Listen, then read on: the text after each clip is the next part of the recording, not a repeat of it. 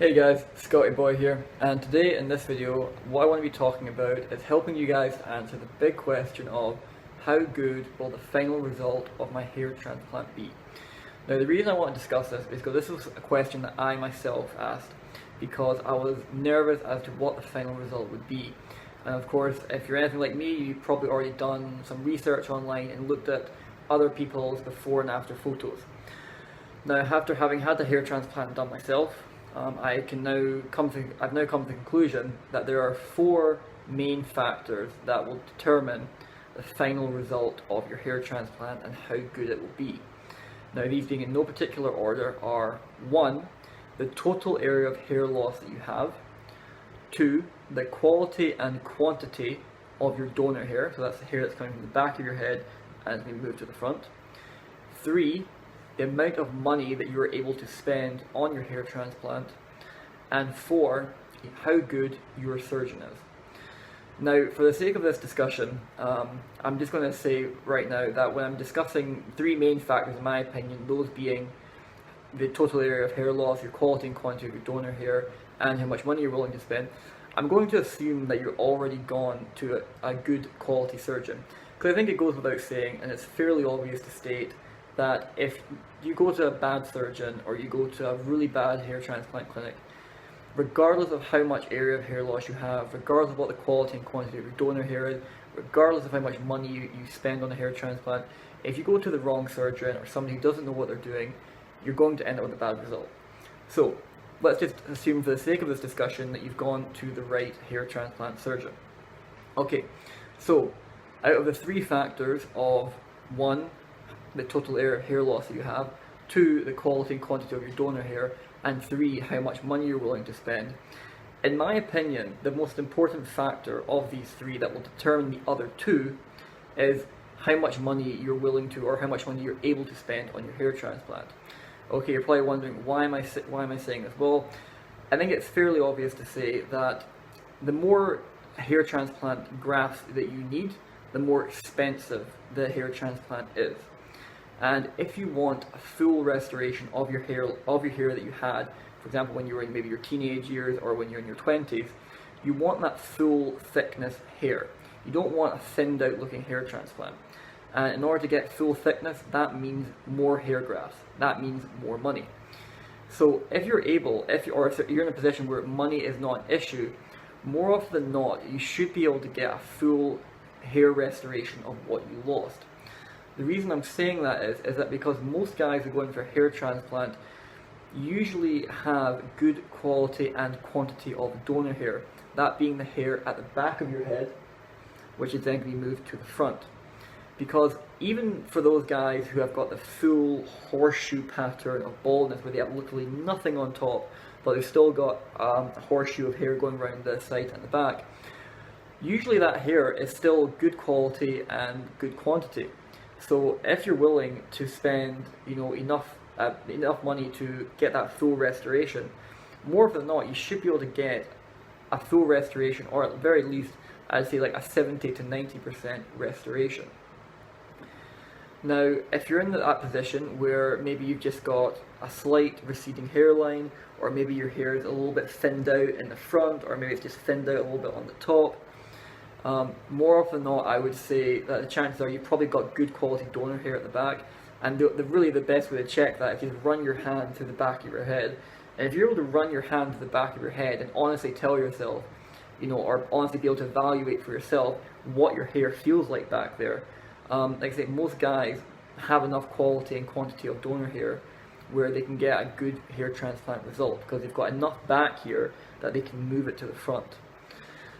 So now the next question is, okay, what if you don't have good quality and quantity of donor hair? Well, if that's your situation, then you're probably going to have to accept the fact that you may not be able to get a full restoration of what you've lost, but you will be able to at least get some of it back. So what I would call maybe like a 70 to 90% restoration of what you lost.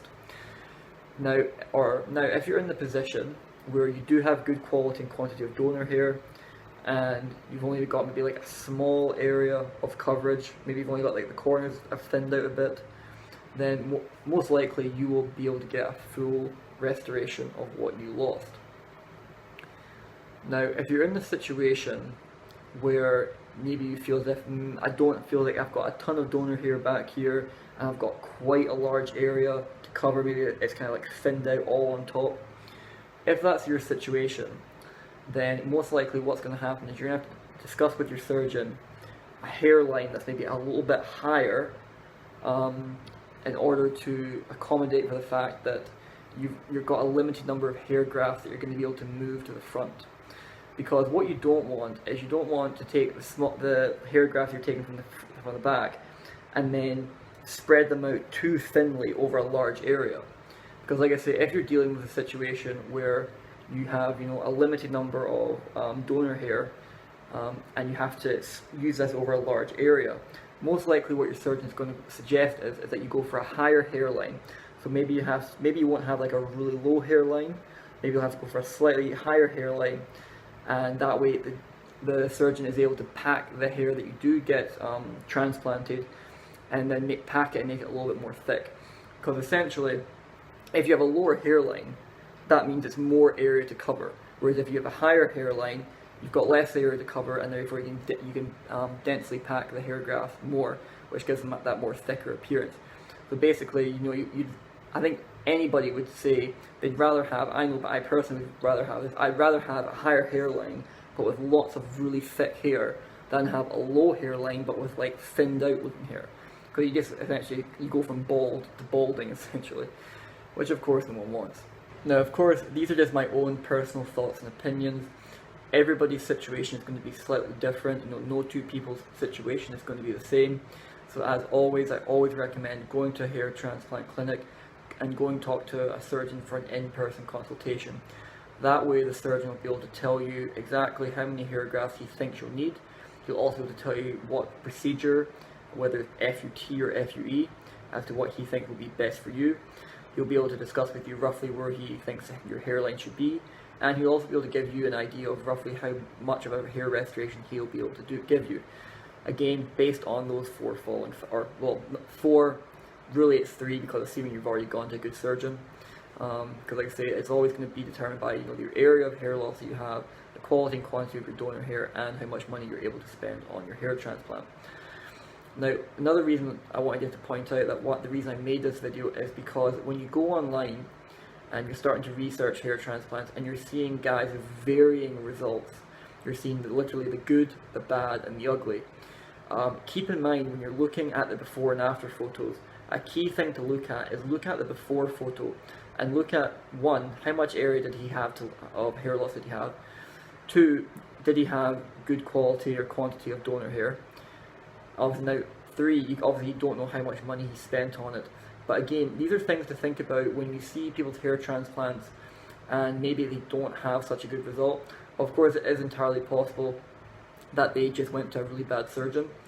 But again, keep in mind that if you're looking at somebody's hair transplant and you can see that maybe they had quite a large area to cover to begin with, and maybe you were able to see the donor area and maybe it didn't look like they had a lot of donor hair, and when you look at their after photos 12 months later and it looks like they've not really had that great of a hair transplant result to you, keep in mind that to them it might be a very good result, because the factor that they had, that was the best result that they could get. Like I say, everybody's situation is going to be a little bit different, okay? And so when you see some of the before and after photos, really look closely at those before photos, because they'll be able to help you determine what type of hair loss that person was dealing with, and you can roughly get an idea of how good of a result they could have been expected to get based on those factors of the quality and quantity of the donor hair and roughly how much money they spent on that hair transplant. Now of course it might not always say on these online, on the hair transplant, it might not always say online how much money they spent on the hair transplant, but it will usually tell you how many grafts it was. Now from that you can actually essentially count backwards, and if the hair transplant clinic has got an online graft calculator where it will tell you, you punch in how many grafts you want and it will tell you the price for the FUT or the FUE procedure, you can essentially work backwards from there. If it says this person has, for example, 2,000 grafts, then on that hair transplant clinic's website you can punch in 2,000 grafts and see how much it comes up for both surgeries. Now, of course, you don't know if that person could have spent more. Maybe that was the most that they could spend, right? You'll never know. But just keep in mind that not everybody is able to spend as much money as they would like on a hair transplant because they're working on a limited budget. Anyway, that's just a few things to keep in mind when you're looking at other people's before and after photos. Just so don't let their situation impact your decision on what you do. I always say, you want to make your own decision based on your own research and what you've looked into. And like I say, I always recommend the best way to figure out if you want to go for a hair transplant, especially going to the right clinic, go for an in-person consultation, and you'll be able to get a good idea of roughly what type of or how good your final results will be based on talking with that particular surgeon. Anyway, I hope you guys found this video informative. I hope you guys found it useful. Anyway, have a good day, guys. Don't forget to give this video a thumbs up, and don't forget to subscribe. All right, have a good day.